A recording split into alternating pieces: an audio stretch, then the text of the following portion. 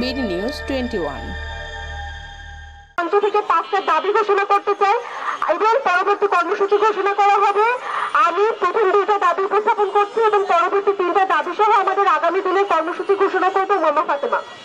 আমাদের প্রথম দাবি হচ্ছে আসিয়ার মামলার ক্ষেত্রে বিশেষ ট্রাইব্যুনাল গঠনের মাধ্যমে 7 দিনের মধ্যে তদন্ত রিপোর্ট জমা এবং 1 মাসের মধ্যে আসিয়ার ধর্ষকের বিচারিক প্রক্রিয়া সম্পন্ন সাপেক্ষে সর্বোচ্চ শাস্তি মৃত্যুদণ্ডের আদেশ নিশ্চিত করতে হবে।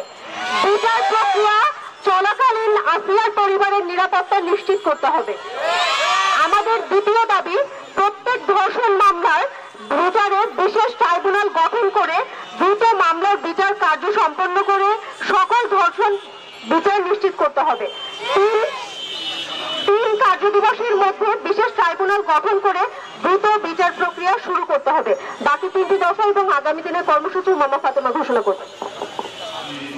আসসালামু আলাইকুম সবাইকে। আজকে আমরা ঢাকা বিশ্ববিদ্যালয়ের যে নারী শিক্ষার্থীরা আছি, একই সাথে সারা ঢাকা শহর থেকে অন্যান্য নারীরা শিক্ষার্থীরা আমাদের সাথে যুক্ত হয়েছেন। আমাদের ঢাকা বিশ্ববিদ্যালয়ে যে পুরুষ শিক্ষার্থীরা আছেন ছেলেদের হল থেকে মিছিল এসেছে। আমরা শিক্ষার্থীদেরকে অসংখ্য ধন্যবাদ জানাই যে আজকে আপনারা এই মশাল মিছিলে সবাই একাত্ম হয়ে আপনারা ধর্ষণের বিচার দাবি করেছেন।